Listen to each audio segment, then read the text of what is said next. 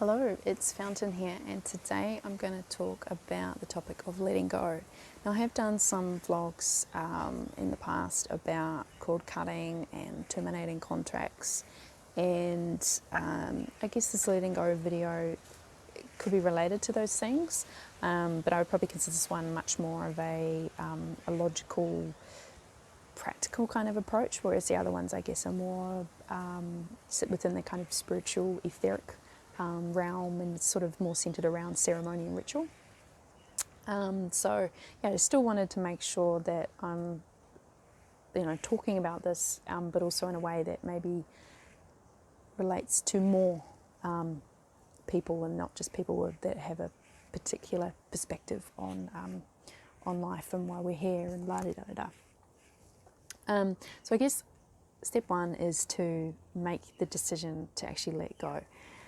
And like voicing that is kind of like a commitment that you're going to make this conscious decision to let go of this person or this place. Now, step two is expressing your pain and your responsibility in the situation. So you can do that through obviously like music, writing, painting, drawing, even dance. And it doesn't necessarily have to be, like expressing that pain to that person or to that place. You don't have to actually go visit them or call them just to get it out of your system. I mean, especially if it's to do with like maybe an intimate relationship. Often there isn't really the space held for that from the other person if you're in that process of struggling with letting go anyway. So, and I guess, there's the part in which we have to be able to support and nurture ourselves instead of seeking the supposed external for that. So yeah, this is about obviously taking responsibility for your pain and actually expressing it, letting it go through you, and using the different creative or tools that we have to help with that process too. We all kind of draw towards particular things. So like I was saying, if you like dance, then maybe dance is the way to get it out. If you really like writing music, if you really like playing instruments, and all those things can really help with that process. And it can take some time. Like don't feel like it has to be done within an hour. Maybe it does. Maybe it might take a bit longer to get it out. Then I guess the next step is to stop being the victim and stop blaming others, which is not always a nice thing to be told, but and being the victim can feel good. I'm sure I've experienced that a couple of times in my life, and I definitely see it in people, certain people that I've come in contact with or continue to be in contact with. So, but guess what? The world at large doesn't really care, if I can say it like that. So get over yourself. Don't confuse your feelings matter with your feelings should override all else. They are slightly different things, and you have the responsibility for your own happiness. You can choose to feel a particular way about a person or a place, etc. You have the control in that.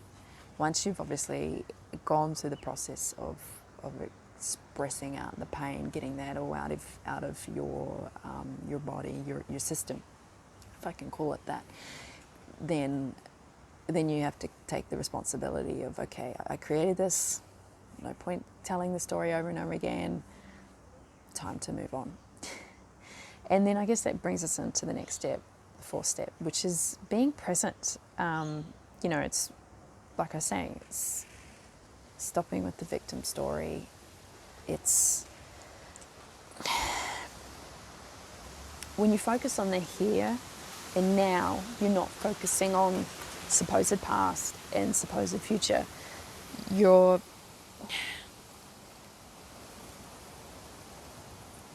When you're focusing on, I guess, not in this now moment, can drag you back to that story. It can drag you back to to those feelings.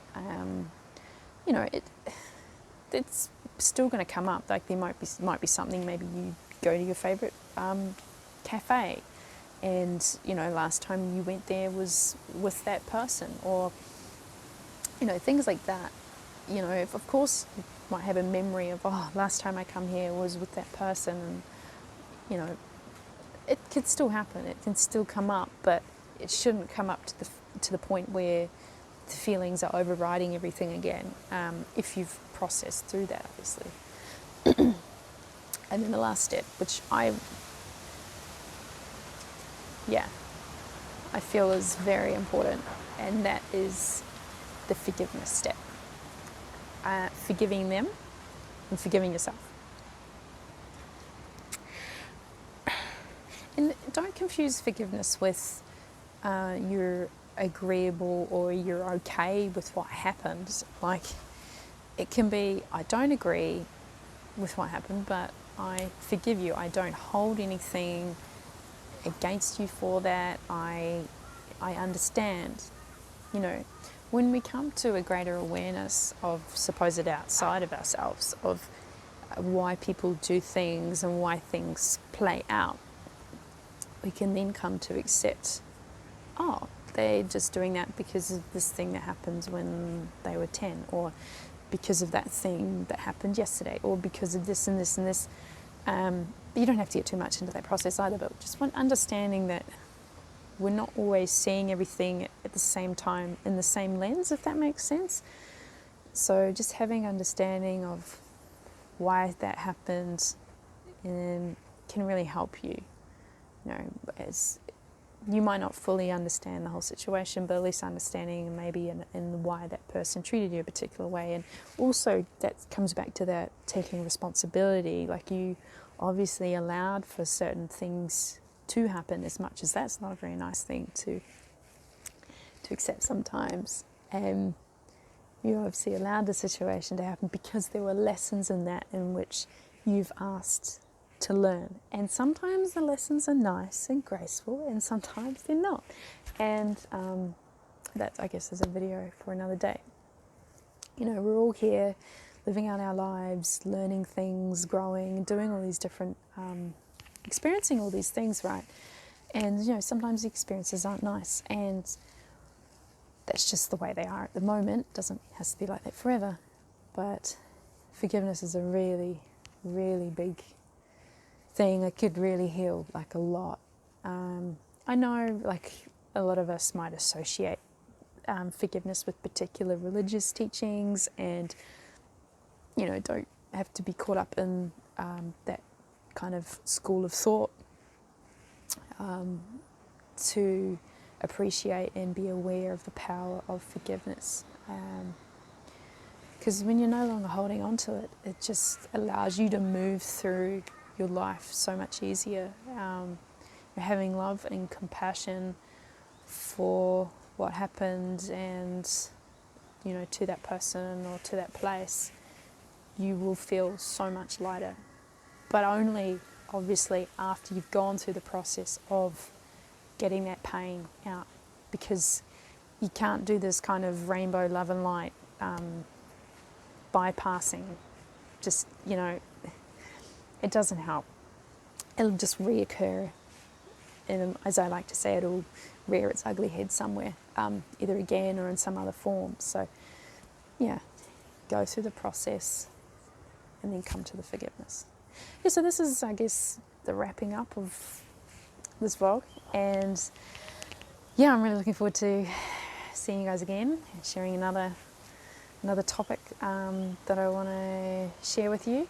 So I will see you in the next vlog. You're welcome to comment and question in the comment section down below, and you can also contact me through my other various social media links that are also in the description box below, and I'll see you soon.